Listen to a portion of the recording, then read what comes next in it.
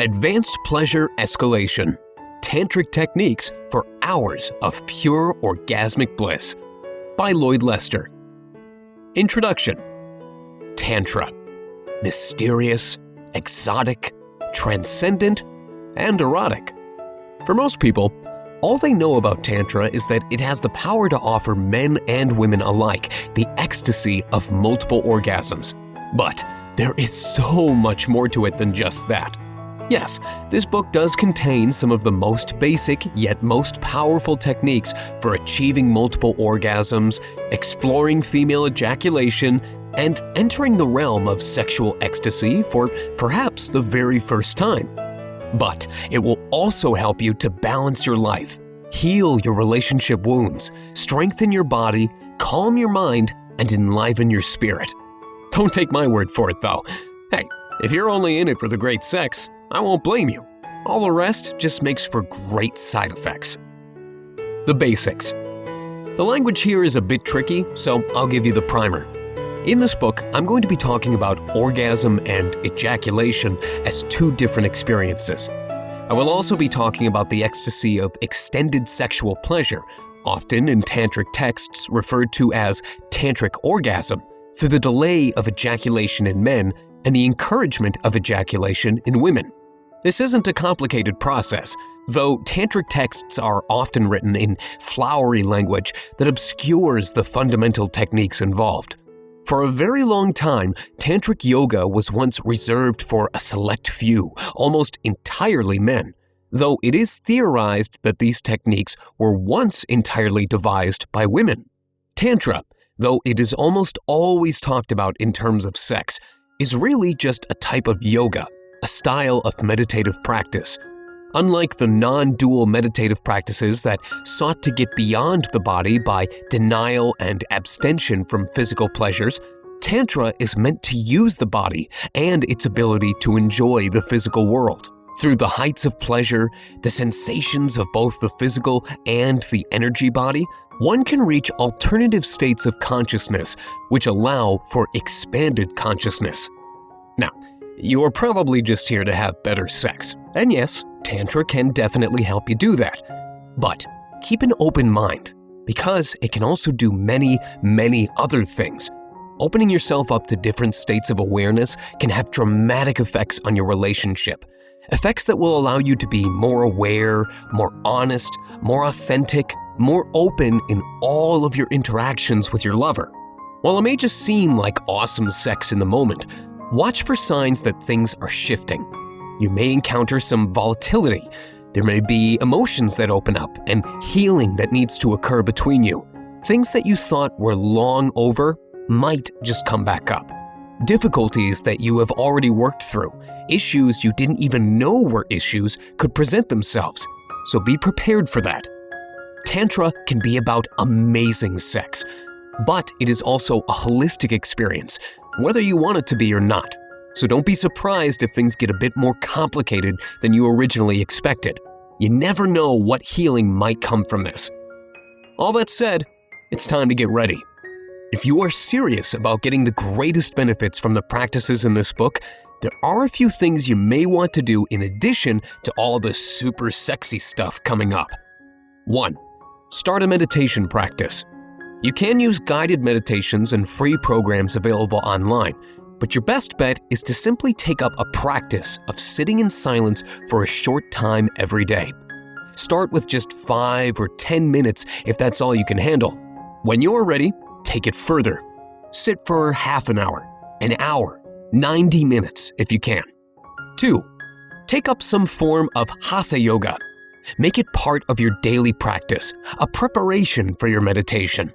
The postures in yoga will not only help clear your mind for better meditation, they will help make your body more supple and flexible, giving you greater strength and helping you to perform even better when it comes to the physical steps in tantric yoga. And 3, read some books. Aside from this one, there are some great books out there about the more esoteric aspects of tantric yoga. I highly recommend Kundalini Yoga for the West by Swami Sivananda Radha and Kundalini Rising by Gurmukh Kaur Khalsa for an excellent overview of the chakras, Kundalini yoga practices, and what Tantra can do for you outside of the bedroom. Sexual anatomy. All of the information we'll be getting into in the next section depends on this basic sexual anatomy lesson, so don't skip it. I say basic, but unfortunately most of this info isn't common to the basic educational lexicon of most people I know, so tune in, I promise, this is the good stuff. The truth is that male and female bodies aren't really all that different from each other. We're going to talk about a few distinct physiological responses in this chapter, in particular, pleasure, orgasm, and ejaculation. These serve different functions from each other, but similar functions in pretty much all human bodies. First, let's start with some important definitions. For the purposes of this book, I'll be talking about orgasm to mean explicitly the most commonly used medical definition. That is, the involuntary contraction of the pelvic floor muscles in response to stimulation of the primary sexual organ. There are lots of things that feel ecstatic or orgasmic that don't actually qualify as being orgasms. That's okay. We'll work through the problems with defining orgasm eventually. For now, just go with it. So, let's talk about these three aspects of sexual anatomy. Let's start with pleasure. Obviously, not all pleasure is sexual, and to be honest, there isn't much unique about sexual pleasure except its intensity. The body is a sensual object, constantly referring the information it gathers from its environment to its owner, that'd be you, for the purposes of making decisions and just generally existing in the world. You can get pleasure from food and drink, something that smells sweet, music you enjoy, the sound of someone's voice, reading a good book, watching an awesome movie. But there's a reason that we often describe the most enjoyable experiences we have as orgasmic, because for most people, sexual pleasure is the greatest pleasure of which our bodies are capable of experiencing. This probably has a lot to do with nerve endings and placement, but that isn't the only reason. Unlike most of our pleasures, sex is co-created, or at least it is when it's done well. Sure, we can cook a good meal together and eat it with friends. We can see a concert or go to a movie and laugh at the same parts. But sex offers us a unique opportunity to experience pleasure from inside someone else, not just being in the same room as them, but truly with them, as if you are one being with two individual moving parts. There are lots of things that cause sexual pleasure. There is only one thing that causes orgasm in the clinical sense, with which we are using the word for our purposes. Stimulation of the primary sexual organ means the penis or the clit. Orgasm means the involuntary contraction of the pelvic floor muscles, or more accurately, of one set of the pelvic floor muscles. Orgasm and ejaculation are not the same thing. And here's where the anatomy lesson gets interesting. There are two types of movements that the pelvic muscles can perform. For women, one of these movements is the fluttering of muscles associated with a clitoral orgasm. This motion is pleasurable for a number of reasons. It is often, but not always, terminal, which means that many women don't like to be touched afterwards.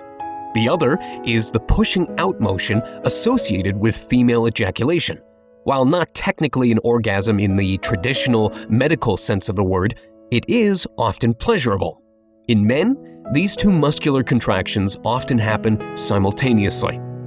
The trick to most tantric sex is to encourage women to develop the muscles associated with ejaculation and to help men individuate the two responses so they can experience the former, orgasm, without the latter, ejaculation. Now, not everyone will be able to achieve these end goals, but the techniques can improve your sexual experiences regardless. The ultimate idea is to slow down, enjoy yourselves, and stop making sex about the finish line. Enjoy the journey together. Lifestyle changes. If you want to make the most of these tips and techniques here, there are a few lifestyle changes you can implement. Most of these are associated with a yogic lifestyle. None of these are requirements, of course. The exercises will definitely benefit you all on your own. but you can definitely boost your chances of success with a few simple tweaks. 1. Diet. Ayurveda is the traditional healing medicine in India, where yoga was born and grew into the behemoth of lifestyle that it is today.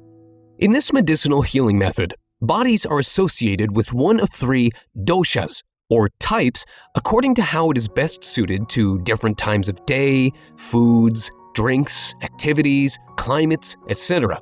Many people also have a different dosha, which rules their mind, so it can be important to find a balance. In general, an Ayurvedic diet is heavy in plant material, veggies and fruits, either raw or cooked, depending on the constitution of the person eating them. Even if yoga isn't your thing, you should think about cutting out as much processed food as possible. So-called vegetable oils, which are actually made from grains and legumes, can be replaced with oils from fruits like coconut and avocado. Butter or lard from pastured animals are good for you too, despite most conventional health advice. Just make sure your plate is full first with veggies. In terms of meat, while most yoga schools encourage vegetarianism, it isn't just possible for some people and not desirable for others. But if you are going to eat meat, know your sources. Eat healthy animals for the best physical results. Try to cut down on the number of grains you eat. Eliminate as much sugar as possible from your diet. Cut out pasteurized dairy if you can. Stick with raw milk, pastured cheese, fermented stuff like yogurt and dairy. Other fermented foods are great too. Kimchi, sauerkraut, fermented pickles, so much goodness. Basically, eat as many fresh veggies as you can and fill the rest in with the healthiest stuff you can find. 2. Exercise. Move your body. One of the best ways to improve your lovemaking skills is to just get fitter. Go for long walks. Improve your intimacy as well. Hold hands, spend some time together. The basic formula for a better body is threefold. Cardio long and slow 3 days a week or so. Run really fast once every week or two. Lift heavy things 2 or 3 times a week. And take a day off a couple times a month. The most important exercise for tantric sex is squats. Learn the variations of this movement that can be done and start with what you can do. Work your way up. A lot gets said about Kegel exercises and tightening the PC muscles. Here's the thing. In what other part of your body does tight muscles sound like a good thing? Nowhere. It's true that Kegels can help to strengthen very specific muscles in the pelvic floor, but they are only useful if the rest of the muscles in that general area are receiving support and training. So do your squats. 3. Stress. This one's simple enough. Lower it.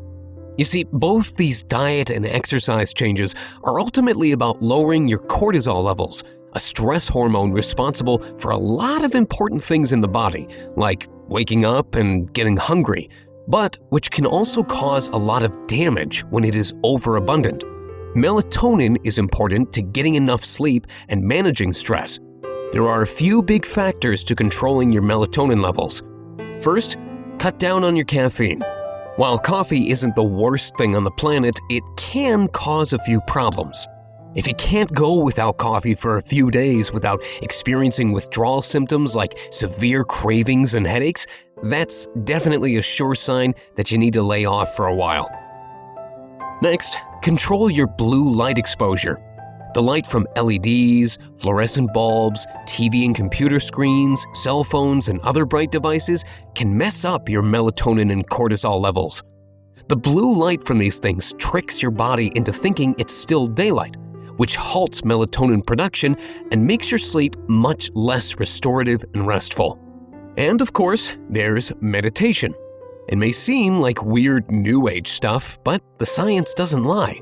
Yoga and meditative practice can totally change your brain in all the best ways possible.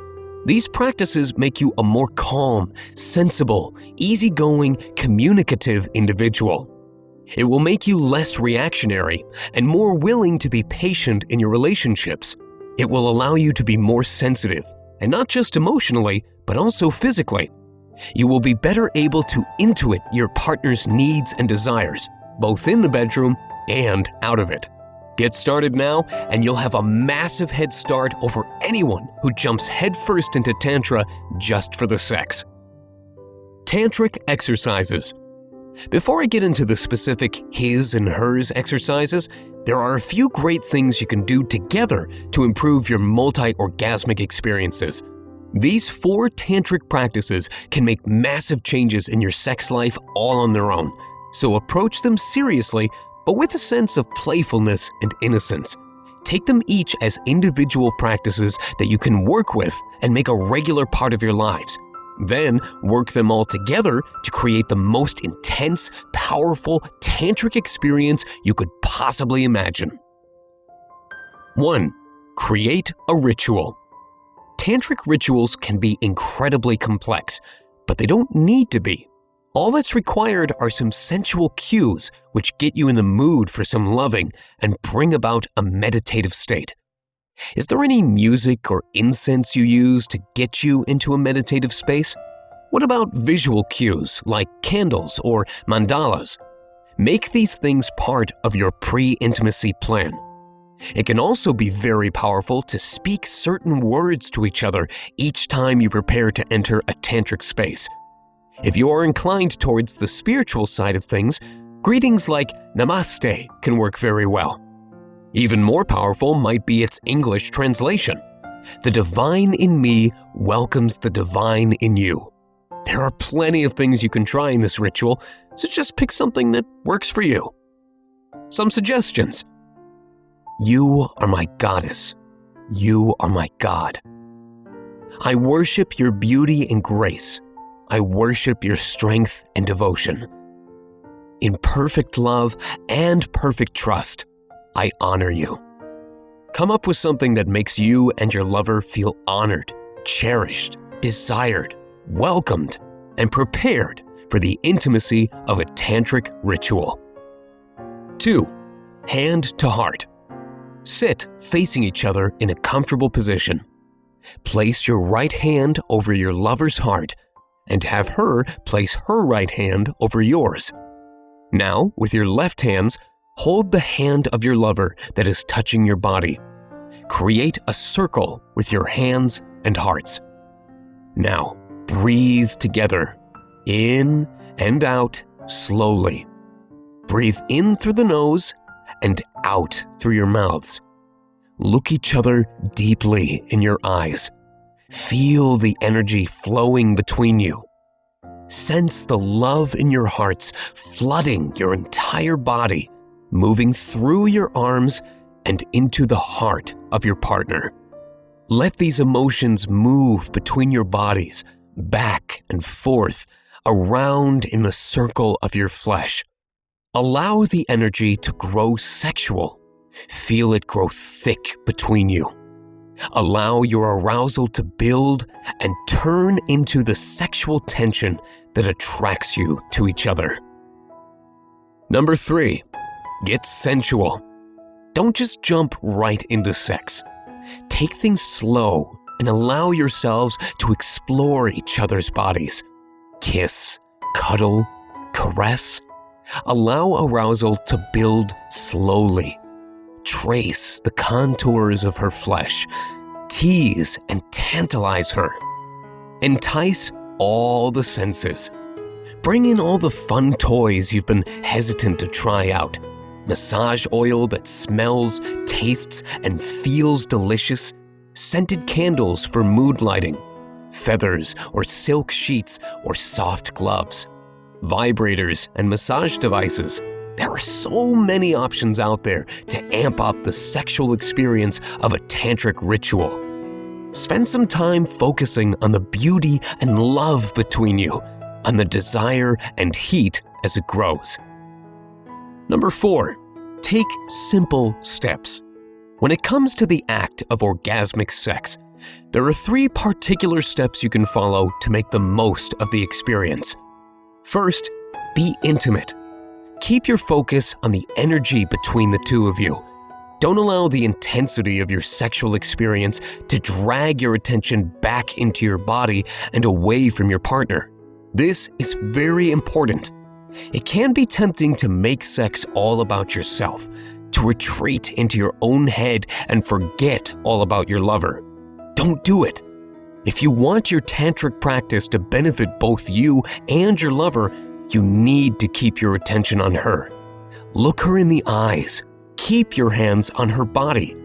Focus on giving her pleasure and allow her to focus on giving pleasure to you. Second, go slow. When you get close to the point of no return, you are likely to feel the urge to speed up, to thrust harder and faster. You need to resist this impulse. When the sensation of pleasure brings you closer to orgasm, slow down. In fact, slow down entirely. Make the entire act last longer. You need to set aside an evening for this kind of play, maybe even an entire afternoon. Take your time and do it right. And third, remember to breathe. Come back to the breath. Whenever you get distracted, feel lost in the moment, or are overwhelmed with pleasure, or think you might tumble over the edge, focus in again on your breath. Deep and slow. In through the nose, out through the mouth. Keep these practices as part of your regular sexual routine, and you will find the tantric practices that follow flow easily into your life. His and hers. In Tantra, the interplay between the masculine and feminine is one of the most important aspects for you to focus on in your play, your meditation, your technique. This chapter begins with a discussion of duality in Tantric Yoga, the energies associated with the masculine and feminine. After we talk about the intricacies of polarity, I'll get into more specific instructions specifically for you and then for your lover. In the For Him chapter, I'll talk about how you can improve your PC muscle strength, your focus during sex, and your ability to edge up to orgasm without going over into erotic oblivion. There will be specific techniques for you to practice on your own, plus instructions for bringing this into sex with your partner. The following chapter, For Her, will go over the same instructions for your partner. You can guide her through these techniques during foreplay, having her masturbate for you, then testing out the same practices for yourself before you try for more complicated sexual rituals and practices. Throughout this chapter, I'll talk about feminine and masculine energies extensively. But keep in mind there is one important thing to remember. Feminine does not equal female. The same can be said about masculine energy equaling male. This is merely a system of organizing information, and there is more than just one way to organize energy. The chakra system is another example. All people are made up of both kinds of energy, masculine and feminine. Some people just have more than one kind than another. Truth be told, Ayurveda suggests that right now we are heavily imbalanced as a culture. Our minds are overly masculine, focused on gain and success, growing ever bigger and more profitable, consequences be damned. We live in a society of violence and greed. But physically, we are overly feminine, soft, curvy, passive. Both masculine and feminine have positive and negative aspects. In balance, they work together like magic. But out of whack, both are destructive forces. You can see how it's important to divorce these energetic concepts from the idea of gender. Stereotypes about men and women don't make a lot of sense when we recognize that a woman can be more masculine than feminine in terms of energy, and that a man can be more feminine than masculine. These are just the words that yogis have used to traditionally describe the nature of the universe. Take it for what it is. Don't think too much into it. Tantric duality. In Tantra, as with nearly all other yogic paths, there is a great focus on the balancing of energies in the body, mind, and spirit. While the energies of the chakras can be very important to tantric practice, and there's lots of info on that in the books I mentioned in the basics section, most vital is the interplay of masculine and feminine energies. In order to really make tantric sex work for you, to enjoy multiple orgasms and simultaneous orgasms with your lover, it is incredibly important to hone in on these energies, even if you don't believe in all the woo-woo new age stuff. Think of it simply as different ways of categorizing experiences, and allowing you and your partner to sync up during your most intense experiences. This is just another way to look at balancing your life. In yoga, the masculine and feminine are also referred to as yang and yin. I remember it because yang, masculine, rhymes with wang. Clever, right? Whatever it takes to keep it straight. So, what's the deal with yin and yang? You may have seen the symbol before, the yin-yang, a circle with two halves which swirl into each other, one black side and one white, each with a dot of the opposite color within them. This is a visual depiction of the concept I spoke about in the intro to this section, that inside the masculine exists the feminine and vice versa. One cannot exist without the other. That's the nature of a duality. In mythology, the sun is often associated with yang, the masculine principle, and the moon with yin, the feminine. In many ways, this is a perfect description of the two. The masculine is active, sometimes harsh. The moon is reflective and changeable. These properties are seen in the two principles' main characteristics: masculine and feminine qualities. In terms of Tantra, we see the masculine energy as the action-oriented quality. It is assertive, focus-driven, stable, protective, intellectual, transformational, passionate, and fiery. A solid foundation, but also a steadfast warrior. The masculine is often foolish, jumping in before it is prepared. The feminine is in many ways opposite and complementary to the masculine. It is the inward-facing qualities: receptive, creative, instinctual, nurturing and compassionate, empathic, flowing like water. The feminine lays in wait. It isn't inactive, but rather gestational. Like during pregnancy, the feminine principle does its work in quiet, in secret. From the outside, it may seem like little is happening, but inside, massive transformation occurs. In some ways, there is overlap between the two, as it is with the yin and the yang. Are you balanced? These are just a few questions to ask yourself to discover if you are in balance, individually and in your relationship. Are you able to express your emotions in a way that is honest without being hurtful? Do you care for yourself and your lover in healthy, productive ways? How is your focus on your life goals, individually and as a couple? Are you able to initiate, either in your day-to-day life or in the bedroom? Or do you often wait for someone else to initiate things for you? How are your personal boundaries? Are you able to say no when you mean it? Do you know how to have fun? Do you make time for yourself when you need it? Are you a confident person? Are you secure in your relationship? Do you have compassion for yourself and for your lover? All of these things are important for maintaining and transforming a tantric relationship. If you have trouble in any of these areas, you can use tantric techniques, especially yoga and meditation, to bring your body back into balance. I get it.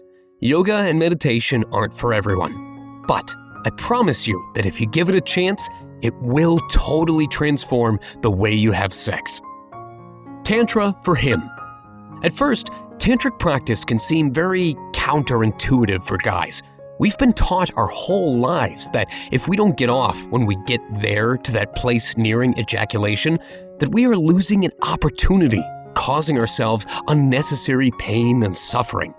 It doesn't have to be that way. The techniques here are designed to prolong pleasure, which in the beginning can feel a little bit like torture. If you have a serious porn habit, if you masturbate a lot, if you have erectile dysfunction or other issues that need to be addressed, these techniques could take some time to master. Don't give up. There are 3 main techniques for men, which are actually very similar to the techniques you will use on your lover. So listen up. Kegels. First and foremost, you need to start prepping those Kegel muscles. Have you been doing your squats? As I mentioned before, squats are important for strengthening the muscles in the pelvic floor region. All Kegels do is tighten the muscles, which is definitely important since they are responsible for helping you to prevent ejaculation. But without the strength to support it, you may not have the success you desire. no slacking. A Kegel exercise, since I've mentioned it several times, is a specific kind of squeezing of the PC muscles in your groin, between the anus and the penis. When you squeeze your PC muscles as if you are trying to stop the flow of urine, you may notice that your testicles rise up closer to your body. This is a good sign. You should practice your Kegels daily in addition to your regular exercise routine. Start off with 3 sets of 20 or 25 contractions. At first, you should do this just when you're sitting around, not doing anything in particular. As you get better, you can practice it while you pee.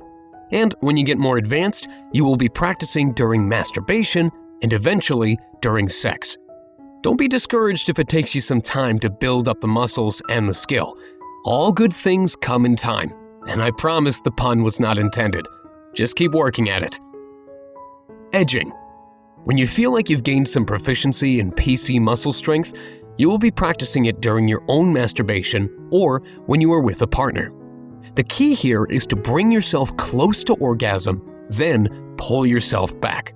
In order to accomplish this, you are going to follow some of the guidelines I gave you earlier in this book. First, slow down or stop stimulation completely. Second, breathe. Slowly contract your PC muscles and focus on breathing deeply as you do. When you come back from the edge of orgasm but are still aroused, continue stimulation. I don't recommend using porn during this practice as it can really distract you from the purpose. If you must fantasize to maintain your arousal, think about your lover. Imagine yourself giving her hours of pleasure with these techniques. Think it so it can become true. Male squirting? So there's this thing that some guys can do which is akin to squirting for men. Ejaculate is made of 2 distinct parts, sperm and seminal fluid. Seminal fluid by itself is very similar to the fluid that women produce when they ejaculate, almost identical actually. And one of the benefits of learning how to delay or avoid the so-called terminal orgasm is learning how to ejaculate without really ejaculating. When you learn this skill, you can come over and over and over again without losing your erection. It's magical, but messy, so be prepared for that. The trick to accomplishing this is mastering the contraction of the Kegel muscles while also holding the testicles away from the body. There are toys you can get for this, meant specifically to wrap around your balls to keep them lowered. As with women and squirting, not all men are capable of this feat, but it's worth a try if the idea intrigues you. During sex. So, the steps are exactly the same during sex as they are when you are masturbating. You work long and slow into arousal, up to orgasm.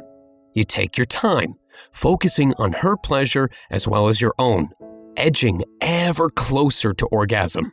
When you are about to edge, pull back just slightly. Look in her eyes, breathe deeply together, squeeze those PC muscles, ride the wave of pleasure back into sex, and keep on going, or coming, as the case may be. I know that it sounds too simple to be true, but it is really all about taking easy techniques and making them work for you with lots and lots of practice. The ways you have trained your body to orgasm aren't hardwired, but they will take some time to reconfigure themselves. Don't get frustrated if it doesn't work out exactly as you desire the first time, or the 5th time, or even the 50th time. Enjoy the pleasure for what it is. Maintain your intimacy with your lover, and keep up the hard work and play. Tantra for her. So, the techniques for women to practice Tantra are very similar to men, with a few added bonus features. You'll be her guide on this journey, so make sure you do your research. Here's the biggest difference. Whereas you have one specific organ of pleasure that you need stimulated both for orgasm and ejaculation, women require stimulation in 2 different areas of the body for this.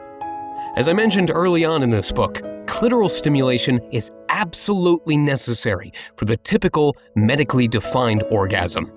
These are usually, but not always, terminal in nature, meaning a woman usually needs at least a little time, sometimes a lot, to get back to being aroused after having one, just like men. On the other hand, in order to ejaculate, the vast majority of women require vaginal stimulation. The G-spot is generally considered to be on the anterior wall of the vagina, that is, the area facing her abdomen, just a couple inches inside. This, of course, will depend on the woman. Regardless of whether you accept the idea of the G-spot as a distinct organ in the female body, there are a lot of women who will ejaculate with the right kind of vaginal stimulation. Of course, none of this is really technically tantric. G-spot ejaculations can be exhausting and sometimes terminal, but are less likely to be so than clitoral orgasms. The point, though, is to extend the pleasure that happens before orgasm. In fact, many tantric teachers will tell you that conserving the precious fluid of ejaculation is important for both women and men. Kegels and edging. All that said, the two main techniques women can use to experience multiple orgasms or tantric ecstasy are the same as they are for men. Women can practice Kegels too, anywhere, anytime. If you want to implement tantric practices in your lovemaking with your partner, have her take up the same exercise routine as you. Make sure she squats as well as practicing her Kegels. Both are vitally important. One without the other can actually cause tightening and long-term problems with posture, continence, etc. When she has her Kegel practice going on, you can bring edging into the bedroom together. Start by having her masturbate in front of you. If it won't be too distracting for you, you can both masturbate together. Watch her, see what she does, and when she gets close to orgasm, have her pull back and practice her Kegels. It's likely that her masturbation will involve clitoral stimulation. This is good. Even if she isn't going to have a terminal clitoral orgasm in the end, clit stimulation is great for arousal. And arousal is absolutely necessary to make a G-spot orgasm happen. Go slow. Come up to that edge together and back away slowly. Do it again and again. When she doesn't think she can edge anymore, which may be quickly for some women, especially when just starting out, have her pull back from touching herself and move to vaginal stimulation. The G-spot and penetration. A lot of advice will tell you how important it is to hook your fingers to hit the G-spot, but I've found that with most women, this actually isn't necessary. If she is really aroused, the vagina will be engorged, full of blood, and ready for tantric ecstasy.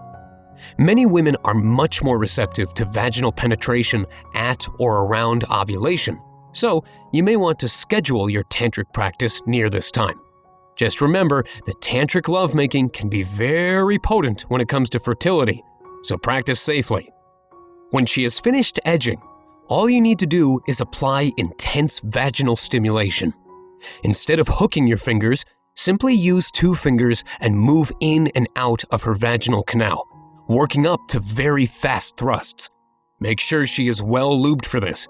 You may want to place a hand on her abdomen to help keep her hips in one place. There is nothing worse than getting her all worked up and then accidentally jabbing her in the clit with your fingers on a misthrust. A G-spot climax feels very different from a clitoral orgasm. She will likely feel an urge to bear down, similar to giving birth, but without the painful contractions. She may feel like she needs to pee. Encourage her. Tell her to go for it. Keep thrusting until she's ready. If you can feel her muscles pushing your fingers out, remove them and let her squirt like crazy. Clitoral stimulation in Tantra. Many women find that when it's actually time to squirt, fingers in her vagina don't help, but a bit of action on her clit does wonders. Fingers or a tongue work perfectly in this situation.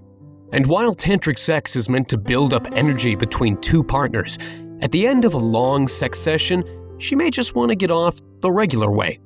Don't ignore her clit entirely, and if she wants to come from clitoral stimulation, it's easy enough to make that happen when you let yourself ejaculate, if you decide to go that far.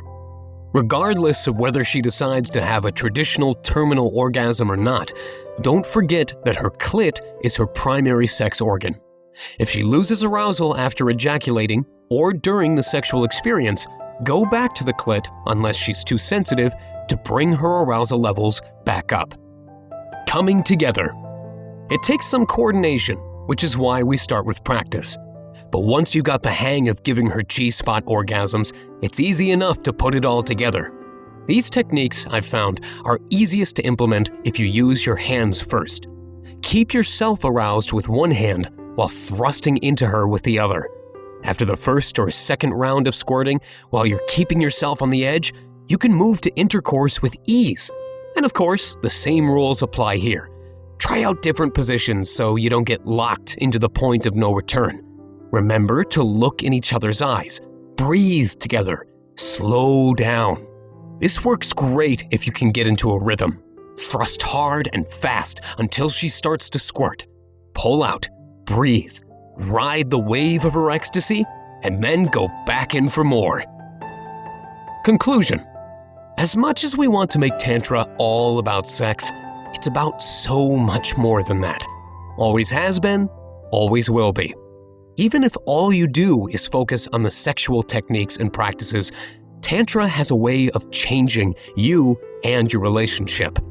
Just like when you are in the heights of ecstasy, go with the flow. Let it move you to new depths of love and intimacy. Let it change you and your partnership. If you allow it, it absolutely will make a totally new man out of you.